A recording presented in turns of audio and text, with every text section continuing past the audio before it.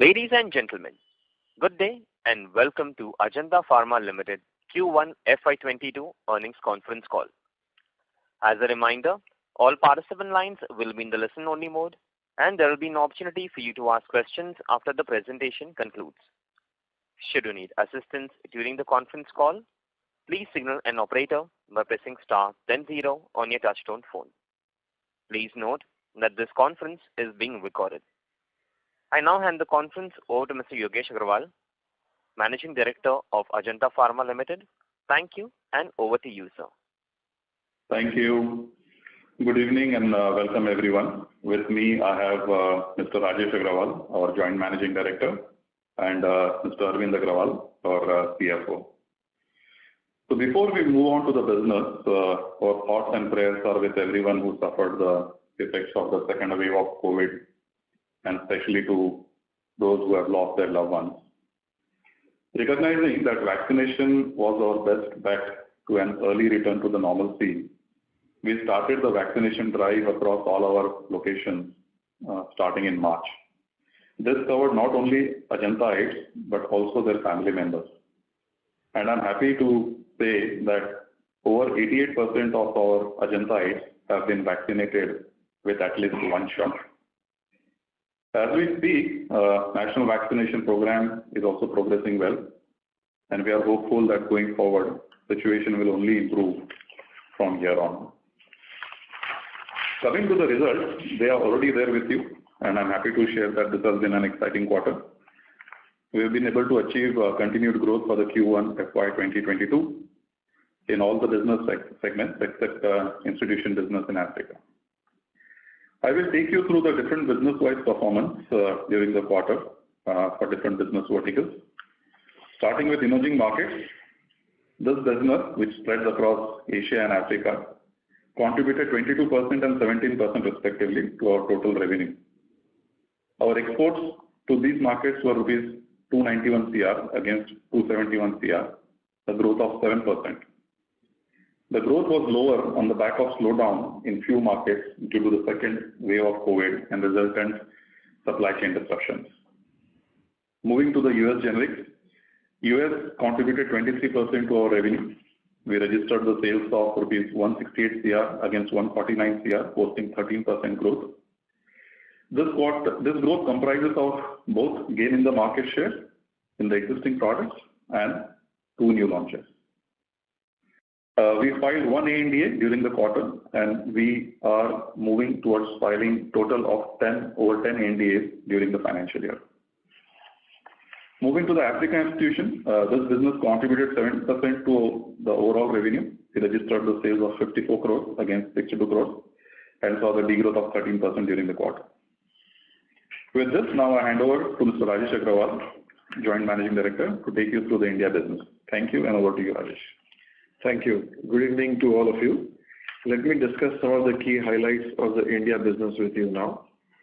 India business contributed 31% of the overall revenue of the group during the quarter. India sales stood at 229 crores as against 174 crores, posting a healthy growth of 32% during Q1 FY22. Institution business was at rupees 27 crores. Overall, we are satisfied with our performance. As per IQVIA MAC June 2021 figures, we have posted a very healthy growth in all the therapeutic segments and exceeded the industry growth rate in most of the therapies. Our growth can be attributed to all 3 factors during the year, which are increase in the market share, new product launches, and also in a small way, increase in the prices of some of the products. During the quarter, we have launched 5 new products in the country, out of which 1 has been first to market. With renewed growth in the business and undertaking field optimization exercise, our MR productivity has improved substantially. There was some impact on the field activity during the months of April and May across the nation, where our field colleagues were working from home. However, they remained strongly in connect with the key customers in their own territories. With this, I will now like to hand it over to Arvind Agrawal, CFO, to take you through the financial performance. Thank you, and over to you, Arvind. Thank you, sir. Good evening to all, and a warm welcome to this earnings call. For ease of discussion, we will look at the consolidated financials and provide year-on-year comparison. Let me share key financial highlights with you. It was indeed a satisfying performance for Q1 with 12% growth in revenue to rupees 748 crores against rupees 668 crores. EBITDA was at 220 crores against 223 crores and was 29% of revenue from operations. It saw 1% degrowth during the quarter over previous year due to increased expenses on both R&D and marketing, which was very small last year due to COVID restrictions. PAT was at 174 crores against rupees 148 crores, up by 18% year on year. PAT was 23% of revenue from operations. Material costs remained at the same level of last year, and it may vary depending on the business mix and increase in few API prices. R&D expenses was at rupees 45 crores against rupees 31 crores, saw an increase of 46%. R&D expenses stood at 6% of revenue. Other expenses were in line with previous 2 quarters. Depreciation increased by 10% on YOY basis because of the new ophthalmology block at Guwahati plant. Other income was rupees 33 crores, mainly contributed by forex gain of rupees 25 crores. With increased level of production from all the 3 new manufacturing facilities, rate of income tax has declined as expected, 7% in 2021 to 21% this year. We incurred capex of rupees 27 crores during the quarter against full year projection of rupees 200 crores. With these highlights, I open the floor for the question and answer. Thank you very much. Thank you very much. We will now begin the question and answer session. Anyone who wishes to ask a question may press star and 1 on their touchtone telephone. If you wish to remove yourself from the question queue, you may press star and 2. Participants are requested to use handsets while asking a question. Ladies and gentlemen, we will wait for a moment while the question queue assembles.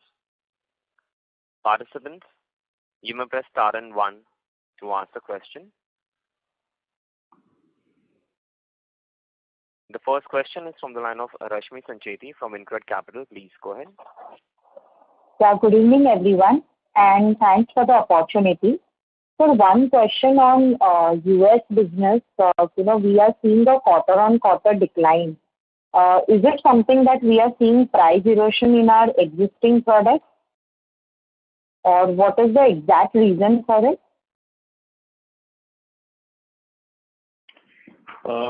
There is a very slight decline, which is of 3%, so not such a significant which can cause a worry. So we are pretty much, I think, we haven't lost any substantial business or account, so there is no cause of worry there. So will be able to do around 20% CAGR growth over next 2-3 years? Sorry, come again? Sir, on US business, will we be able to do at least 20%, 19 to 20% CAGR CAGR over next 2-3 years? We are not giving any forward-looking guidances for any of our businesses.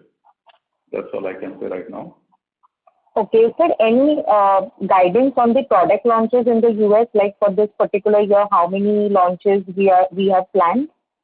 We have already launched 1 product during the quarter, which will see the ramp up. And going forward, we expect maybe 2 to 3 product launches during the year. So just around 4 to 5 product launches we are planning for FY22. That's right. That's right. These are also, of course, FDA approvals coming through on the times which we have estimated. Okay. So another question on bookkeeping. There is a spike in staff cost this particular quarter, as well as the other income is also pretty high. If you can explain the reasons behind it, and finally the tax rate guidance for the full year. Okay, for the forex income, this other income of 33 crores this consists of 25 crores of forex income, which is because of the rupee depreciation during the end of the quarter. Okay. And so related to staff cost? Staff cost is normal, absolutely, because it is just at 1% increase, which is normal increments which have been provided during the quarter. Okay, sir. And finally, on the tax rate guidance?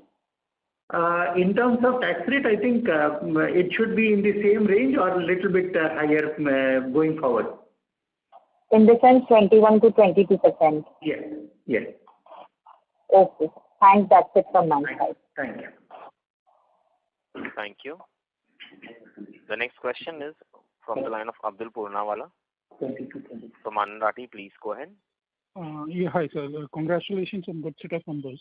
So on the India front, this 32% growth, so how should we look at for the full year, and especially on the cardiology side? So if we look at the MAT data, cardio, our growth has been slightly lower as compared to market.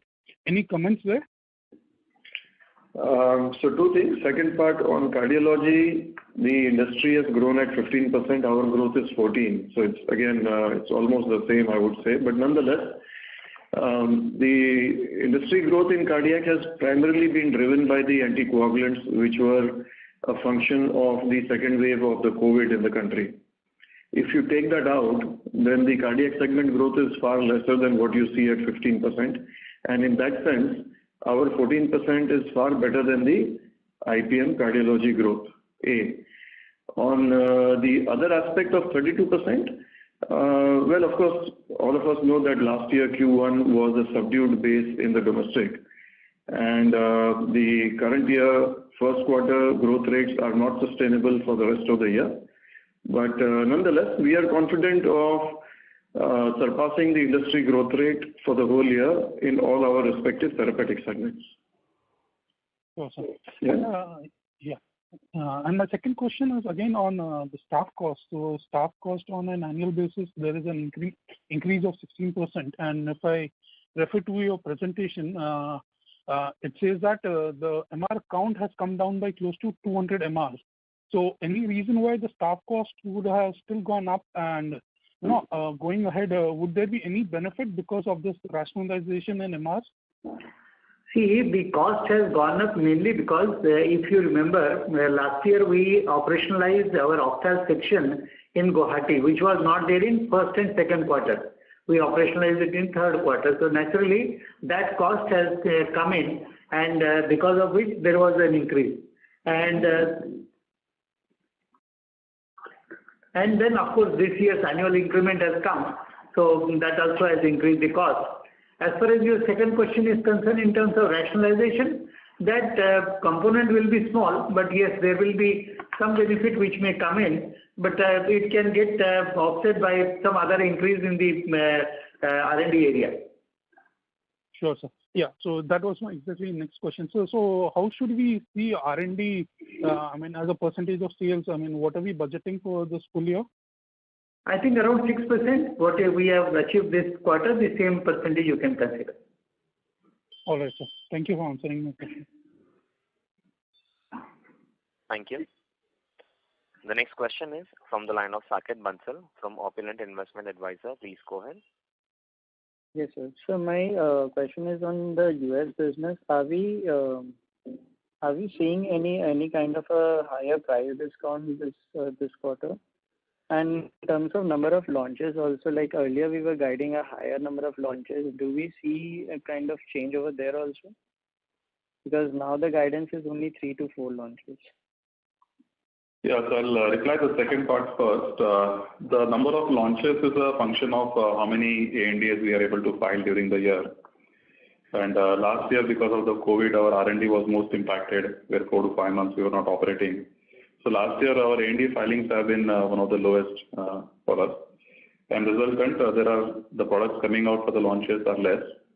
So as the entire chain of ANDA filing is getting streamlined, R&D operating, biocenters, facilities. So we expect this ANDA filing to go up this year. So maybe a year or so, there could be some gap in the number of launches coming in the market. Second part, the first part of the question was on the price deflation. So it's very difficult to pinpoint. It's very different for every product and every customer. So I wish I could give you a general answer that X% is what we are seeing the price deflation. But there is nothing which stands out, obviously to me. Okay. Thank you. Thank you. The next question is from the line of Aditya Khemka from InCred Asset Management. Please go ahead. Yeah, hi, thanks for the opportunity. Arvind sir, a question for you. So this India business, the way we have seen this growth in this quarter, obviously because of a bad base, going forward, do you think we'll be able to consistently beat the market growth in the India business? And what is your understanding of what the market growth could be? I think I will ask our Joint Managing Director to reply that question. I think Sure. so. It's very hard to predict, but I would safely presume that the IPM Indian pharma market should grow between 11 and 12%, maybe 11 and 13%. This is not counting any third wave and whatnot. If we have a third wave, then the Indian pharma market will grow again in substantially higher rate. So the normalized growth should be between 11 and 13, and we are reasonably confident of doing better than the sub-therapeutic segments and the therapeutic segment growth rates. We have all the levers in place. So we are fairly confident as we go into the year.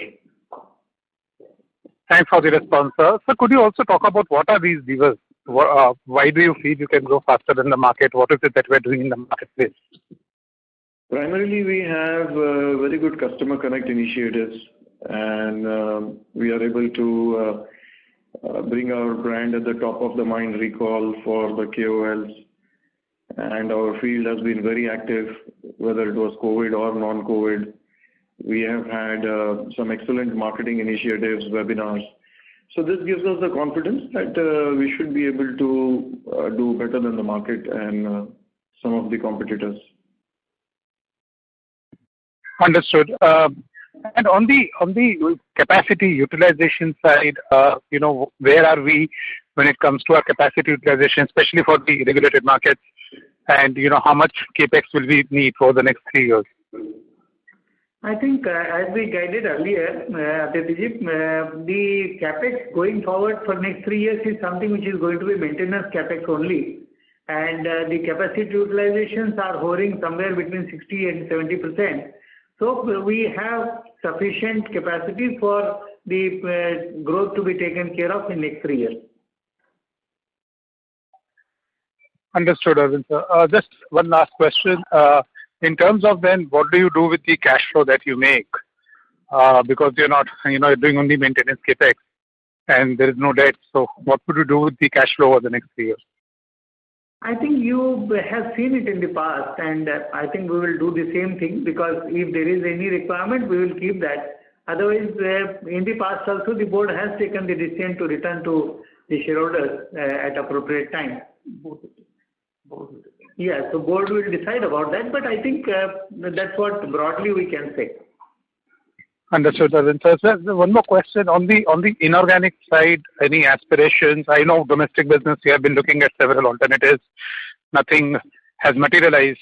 So what is stopping you from doing something inorganic on the Indian side? And is it you're not getting a better fit, or is it not you're not getting the right valuation, or is it both? Can you talk a bit about capital deployment on the India side? Okay. See, we are definitely there in the market, and we are continuously evaluating all the proposals, whatever are happening, all the deals which are happening in Indian market. The only thing which is there is we are very clear that we would like to be a value picker. We don't want, just for the sake of numbers, we don't want that, we buy some brand or do acquisition. So whenever the valuations are appropriate, we are definitely looking at it and bidding for it. But wherever the valuations are not really suitable, we are not going very aggressively on that. Any benchmarks on valuation you would like to share with us, sir?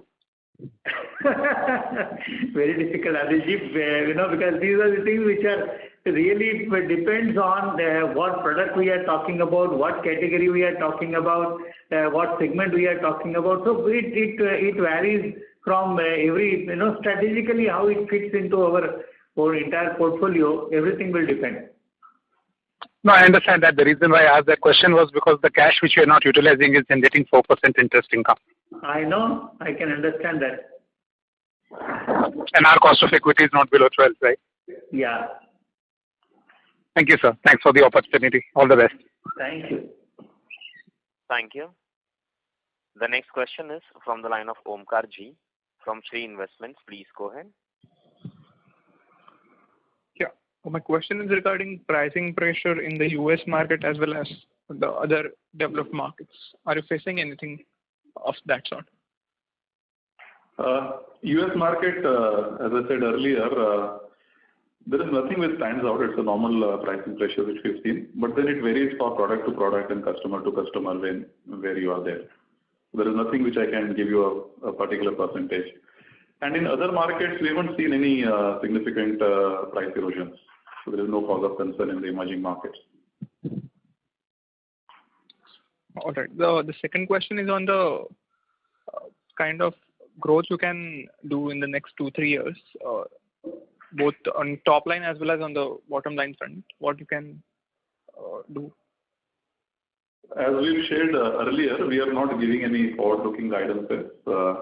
Our aspiration is to grow faster than the markets which we are in. And looking at our track record, we feel fairly confident of doing those kind of growth. And would you be able to hold this kind of margins which you are currently doing? Yes, certainly. Means I think the margins which are there currently, that definitely can be held. Okay. Thank you very much. Sure. Thank you.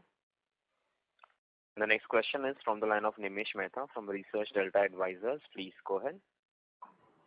Yeah, thanks for the opportunity. My first question is actually on the US market. At least I see some of the interesting launches that might happen. One of them, if you can talk about a product, Chantix, which is Varenicline.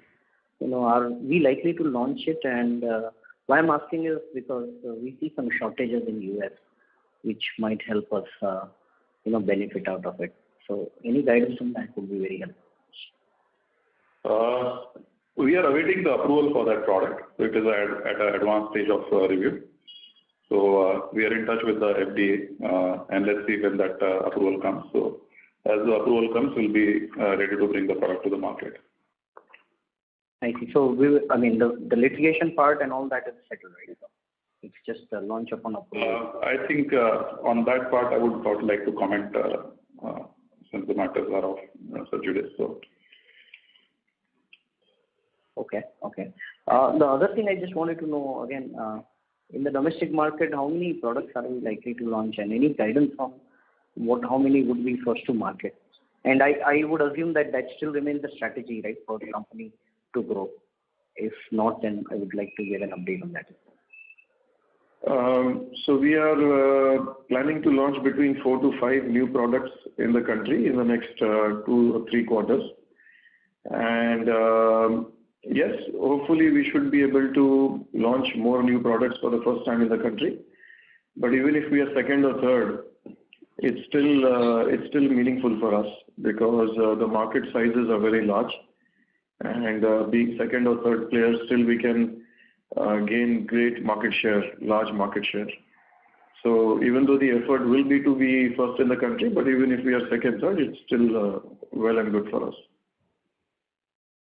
Understood. So how many total launches are we targeting? As I said, between 4 and 5 is what we have planned so far. That would be first time, right? I'm talking about the total launch. I'm talking of total as well. Oh, I see. Okay. So all of this would be first time launches in the market? No, within 4 and 5, there will be few first time, and there will be few which may not be first time. I see. Okay, fine. Yeah. Thank you very much. Thank you. Thank you. The next question is from the line of Kunal Randeria from Edelweiss. Please go ahead. Yeah, good evening, sir, and thanks for giving me the opportunity. So my first question is actually an extension of the previous participant's question. So last year when there was a lot of disruption in the market, you made 21 launches, I think, 5 of which were first time. So I'm just wondering, now that you're saying you are going to launch a total of 4 to 5 products in this year, I'm just wondering, are there not enough other opportunities or line extensions that you are looking at? And even on slightly longer term basis, let's say for the next 3 years, I mean, if you could just share some plans on your launches, please. So, to answer your first part, last year, since we have already introduced more than 20 products, those products need a lot of nurturing in the current year. As we all know, pharma has been on a roller coaster ride starting last April, and there has been no predictability, not enough continued connect in the field on and off. That's what we have faced. So in the current year, we would really like to nurture those brands. They are real big opportunities. And we would like to take a pause and launch only the products where we feel are absolutely necessary to come into the market in the current year. Looking at the current year, second part of your question, we've already introduced 5 new products in the country in the first 3 months. The visibility right now is between 4 and 5 going forward. However, as opportunity presents itself, we will not shy away.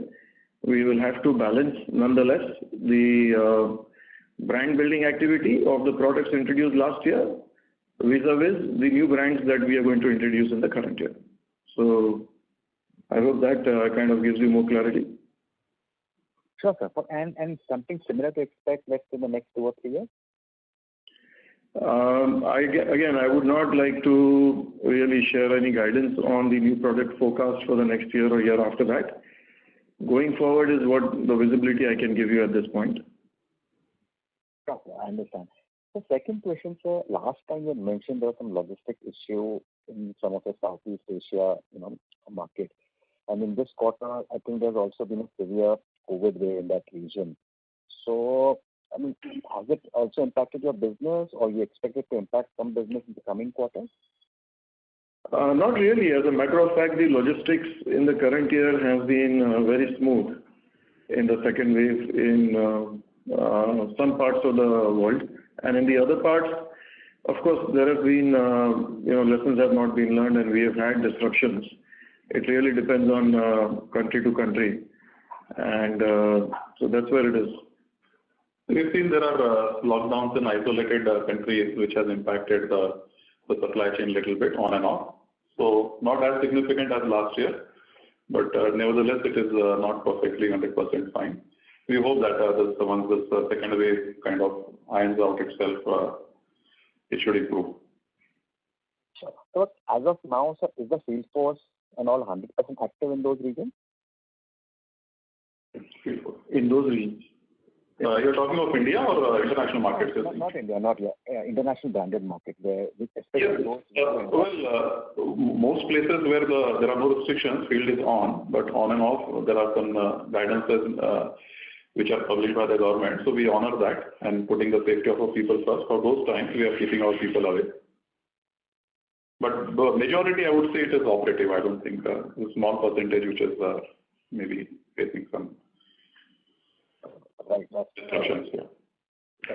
So my last question, if I can. So in the US, I'm sure that you could file and maybe launch a lot more products than the 10 to 12, that you sort of file annually.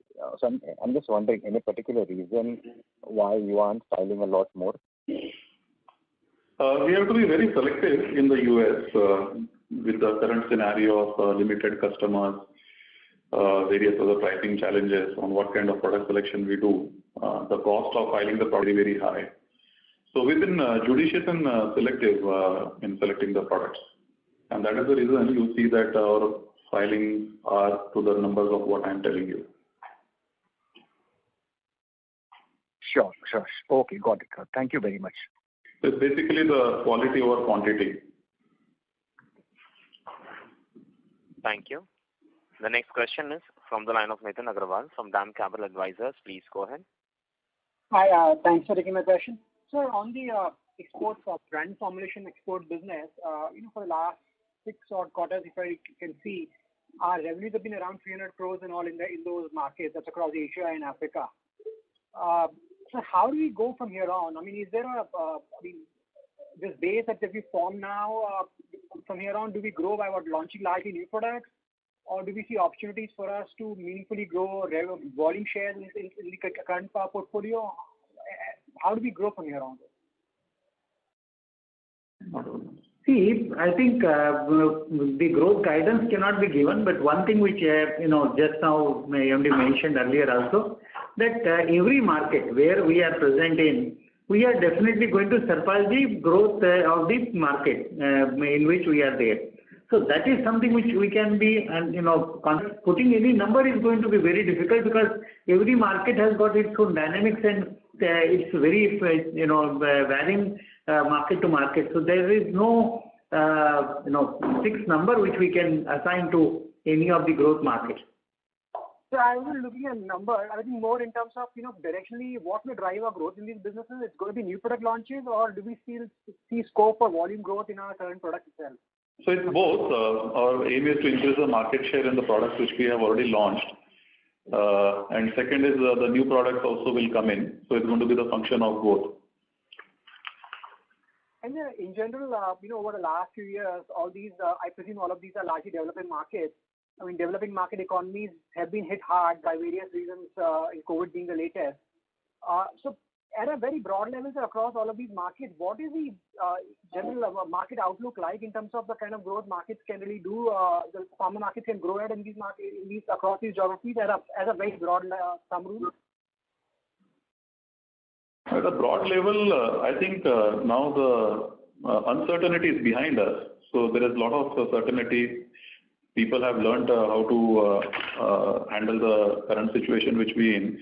So now most of the market we see the growth reviving back. So we are optimistic that the growth should continue, and probably if anything it could only improve from hereafter.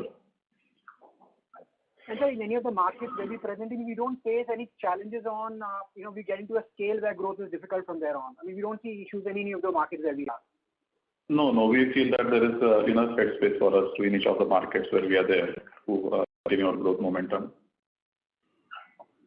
And so, secondly, on your cost, I think you've done a very, very solid job on cost optimization on our fixed expenses over the last couple of years. Is there some more scope left to optimize the cost base, or this is where I think this is a normalized cost base of staff costs and other expenses where we are at today? I think now it is normalized to a great extent, except the last year's COVID thing. If you remove, then in last 3 quarters, this quarter and 2 quarters before, this is absolutely normalized cost. So we don't see much opportunities for cost reductions here from here on? Not much. Okay. Thank you, sir. Thank you. The next question is from the line of Rajat from InCred Asset Management. Please go ahead. Yeah, hi. Thanks for taking my question. So just on the gross margins, you have posted gross margins of around 77%. I was just curious at how you were able to manage this, like the gross margins are flat, both on YOY and Q-on-Q basis. So, while your peers have seen sharp contraction. Just wondering how are you able to do that? I didn't get your question correctly. Can you just repeat? Yeah. So I was saying that you posted gross margins of around 77%, which are largely flat both on YOY and Q-on-Q basis. Yes. And when I compare it to your peers, there have been steep contraction in gross margins, right? And you have also mentioned earlier that you haven't taken any major price. So I was just trying to connect the dots. Right? How are you able to sustain the gross margin? I think it is the equation of the product mix mostly. The major thing is the product mix, how the entire sales or revenue is made up of. So you can see very clearly this time the India business has grown substantially. So naturally you will have that benefit, but then there are other businesses which have not done that well. So it is something which is a combination of different factors which are impacting it. But fortunately for us, I think we are able to maintain this particular level. Okay. And so on your Guwahati facility, can you tell me how much have you invested in that facility and what are the peak asset turns? Guwahati is about 400 crores, 450 crores. And peak asset turns from there? Should be about 1.5 asset turnover. Yeah, asset turnover rate is about 1.5 to 2. All right. And then lastly, what proportion of your branded sales is outsourced to third-party manufacturers at the moment? And how do you see that mix going forward? At this point of time, it is about 25%, and we expect that to stabilize somewhere around 20%. All right. Okay. Thanks. That's it from my side. Thank you. Thank you. The next question is from the line of Raful Vora from Systematix Group. Please go ahead. Yeah, hi. So thanks for the opportunity. So just a couple of things. So first on the the specific segments of derma and ophthal, these were the most impacted segments last year. So once now that the field activity is largely normalized, have you seen any sort of a pent up demand or attraction here? Not really. Most of the sales which is gone is gone. So there is no pent-up demand as such, but what has happened is, let's say, elective surgeries which were getting delayed and people were staying away from the hospitals due to the fear of COVID have started to come back. And let's say surgeries like cataract procedures, skin procedures. So they've started to happen. And because of that, the market is opening up and the market is growing as well. And that obviously is getting reflected in the growth rates as we have posted in both of these segments. Sure. And the 200 MR rationalization, has it happened across the company or was it in some specific segments? It has happened across all the therapeutic segments. We have undertaken a field optimization program in which we have tried to rebalance and remove some of the inefficiencies that were prevailing. And that has happened at the same time. While we have reduced the 200 count, we have still posted growth rates, effectively posting a very high growth rate on the productivity per rep. Sure. So in terms of productivity, now that we've done with the rationalization of the field force, how do you see that shaping up going forward? It will continue to improve, and the optimization plan is still going on. So so the productivity will continue to increase going forward in the next 3 quarters. Okay, so when you say the the optimization plan is still on, I mean, can we see further rationalization here? So I'm not going into this with a specific number in mind. It will entirely depend on what the plan presents itself to us. And if we feel that there is scope without impacting the business in any of the territories, then we will go for it. However, the prime objective will be to maintain the brand growth and retain the leadership position. At that cost, we will not reduce the manpower anywhere. Sure, sir. So lastly, any other levers apart from rationalization of the field force that you want to highlight, in order to improve our productivity now? No, we've had, like I said, we've had a tremendous amount of customer connect activities, and that is really helping us. And we've been in the market before most other companies could hit the market. So that is again helping us. And of course, our brand launches, as I've shared earlier, which we did last year, are starting to gain traction in the current year. So with all of these mixes put together, I think we should have a fairly decent show in the current year. Sure. Got it. Thank you. Yeah. Thanks. Thank you. The next question is from the line of Susmit Patodia from Motilal Oswal Asset Management. Please go ahead. Hi, good evening, sir, and congratulations on a great set of numbers. Thank you. So my first question is, now that we've spent a few weeks out of COVID. Any costs that we've been able to save permanently, you think, from digitization or e-visits, or you think everything will come back? In fact, it has already come back. So practically there is no major benefit which we have seen except this rationalization which we were talking about. I think everything has come back already. Slightly maybe on the training, which is still, we have not to keep our people safe and keeping their safety in mind. We have not had them to travel for training, and head office team has not traveled in different parts of the country. Except for that, as Arvindji has mentioned, most of the cost is back. Sir, my second question is, I don't know if it's a mathematical quirk, but you've grown ahead of IPM, but the rank has not changed from 29. So I'm just wondering if, why is that? Because between 28 and 29 is a little bit high, don't you think? And it will take time to catch up. That is the mathematical quirk, but because the gap is, you've been growing quite faster than the IPM. Sure. But we are also relatively in smaller market sizes, especially dermatology and ophthalm. And the gap between 28 and 29 is a little bit more. It could take a few more months. Got it. And sir, my last question, just following up from that, is, now that most of your capex is behind and the utilizations are also picking up, as we can see from the tax states. What is the next 4-5 year plan? Is there a 5,000 crore, 10,000 crore revenue aspiration? While I understand inorganic may be tough because everyone wants to do it at the same time. But could you invest in new categories just organically itself? So. See, as far as investments are concerned, I think we have never shied away from the investment both for the product and for the capex. So every time, whenever it was essential and when we found that it was something which was necessary for the growth of the business, we did that.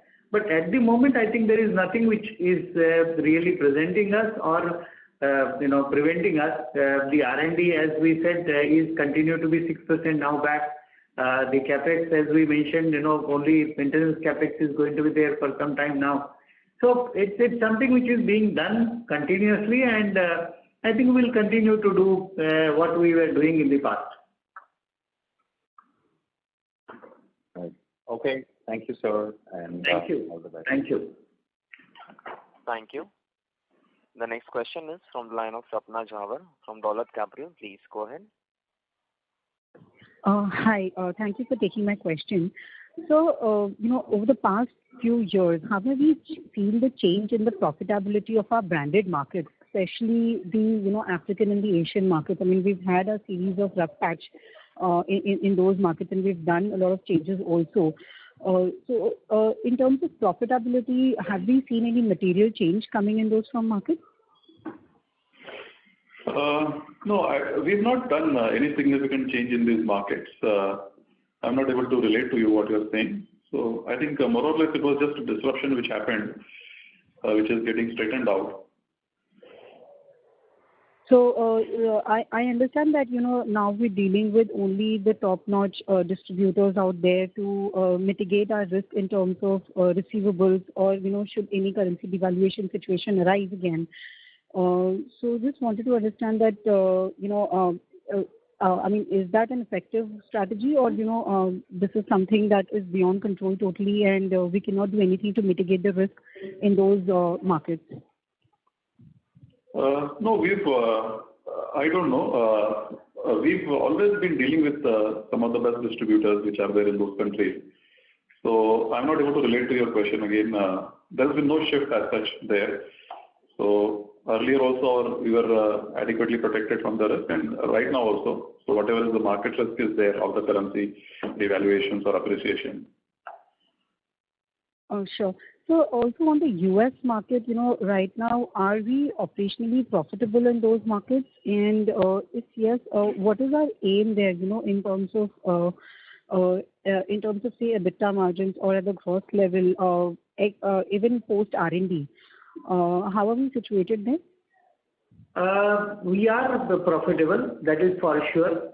But we will not be able to give you any specific guidance because we are not giving any region-wise guidance for the profitability. But for sure that after R&D, we are profitable in the US now. And this is at the net level, sir? Yes, please. All right, sure. Thank you so much. Thank you. Thank you. The next question is from the line of Ashish Thavkar from Motilal Oswal Asset Management. Please go ahead. Yeah, thanks for the opportunity.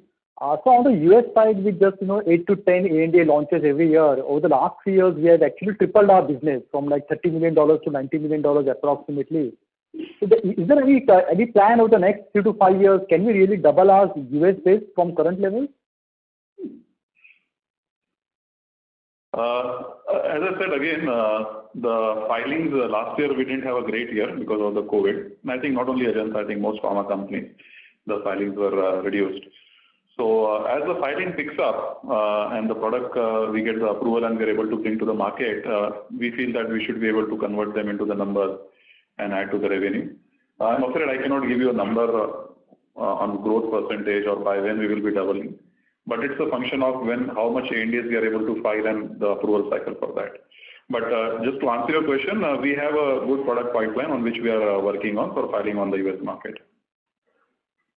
Okay, this is helpful. And Arvindji, one question for you on the taxation side. Obviously, we were of the expectations that over the next 2 to 3 years, the tax rate would come down to say 22-23% based on how our Guwahati operations ramp up. But given that now you guys are guiding for 22% tax rates, is there anything significantly which has changed on the India side? Not really. I think basically it is the ramp up of the production at all the 3 manufacturing plants. So everything is picking up quite well. So because of that, this tax rate is definitely what we are estimating. Okay. Okay. So whatever like 1,000-1,200 capex that we might have done over the last 3-4 years, is it possible for you to segregate how much would be India dedicated production and how much would be the exports one? Very difficult because you see what you can say is that Guwahati is mainly for India, Pithampur and Dahej is mainly for export because they are in SEZ. So that kind of classification you can always do.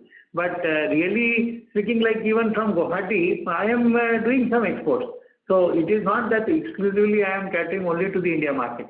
So that is difficult, but still you can consider that, Guwahati is for domestic and other 2 are for the export market. Okay, this is helpful. Just one last question on this US FDA side. We have seen some companies now starting to talk about the possibility of US FDA inspectors physically visiting and auditing the facilities. Would you like to comment on this or give a pass? What we know is right now US FDA maintains the same stand that they are doing only the mission critical or as required inspections. Still they have not opened the foreign inspections, on-site foreign inspections. And wherever they are doing, they are calling it that remote verification or something like that. So that they are doing. So we are yet to hear any new update from the FDA on when they are going to start the on-site inspection for the foreign facilities. Yeah, great. Thanks. This helps and all the best. Sure. Thank you. Thank you. The next question is from the line of Alisha Mahalwa from Envision Capital. Please go ahead. Hi, sir. Good evening, and thank you for taking my question. Sir, I'd like to understand, has there been any change in your hedging policy or accounting policy? Because we have accounted for exceptionally high forex income and other income than we normally do. Yeah. See, there is no change in the policy at all. We kept the hedging and, earlier the hedging was about 50%. And now we have increased it to about 75%. So that is something which is definitely there. But this particular higher income has come only because at the end of the quarter, this particular rupee depreciation has taken place as compared to what it was during the quarter as such, and also in March. So it is something which is the effect of that. Otherwise, it's the absolutely normal hedging which we are doing. Okay, sir. So it was always a part of the other income head only? Always. Okay, great. So also with respect to your India business, while we have 4 key therapies that we're focusing on, are there plans to enter into any new therapy segment? There is no such plan right now. We would like to dig deeper into the current therapy segments itself. And the contribution should from these segments should be broadly in line with what it has historically been? More or less, yes. Even though cardiology, we would like it to go a little bit higher maybe going forward, but the contribution will more or less remain where it is. And so just one last question. Any plans to enter any other regulated markets, say Europe or Canada, or we'll broadly stick to the geographies that we're currently operating in? Yeah, as we speak, I don't have anything to share with you. So we are sticking only to the US market right now. Okay, thank you, sir. Thank you. Thank you. The next question is from the line of Tushar Manudhane from Motilal Oswal Financial Services. Please go ahead. Thanks for the opportunity. So just to understand the Africa and Asia branded market. Tushar, sorry, but your voice is coming muffled. Is it better? Yes. Just to understand Asia and Africa branded generics market at an industry level, they would be growing at what rate now with ease of COVID situation? I think very difficult to say because at many places the numbers are not available still. So will be very difficult to predict anything, and especially after COVID, I think there are no fixed numbers which we have got for the industry. Oh, and on a steady state basis, maybe? Steady state, I think No, we do not have the numbers to share with you at this point in time. Okay. And secondly, so just trying to understand the branded generics market growth and including India, which is growing at about say 11 to 12%. And then US business has been really great for last 2 to 3 years. So as a strategy, like how do we look at to take the revenue growth to the next level compared to say 11 to 12% or 13% CAGR, which we have done for past 3 to 4 years? So we continue to do what we are doing, and that is what is yielding results for us. And so we have markets where we are already in there, and we will focus on those markets. And we have good products. We have good product pipeline. A mix of all of this will definitely yield into a good revenue growth. Okay. Secondly, just on this R&D front, so 6% of sales can be a number to be taken for full year FY22? Yes, I think you can take that. And just from this institutional anti-malaria business, basis order book, would it be possible to give? So your voice is coming feeble. Can you repeat? For the institutional anti-malaria business, would it be possible to give what kind of numbers we can do for FY22 basis order book visibility? That's a very unpredictable business, being an institution business. So it's very difficult to put a number on that. Okay, sir. Yeah. Okay. Thank you. Ladies and gentlemen, that was the last question for today. I will now hand the conference over to Mr. Yogesh Agrawal for closing comments.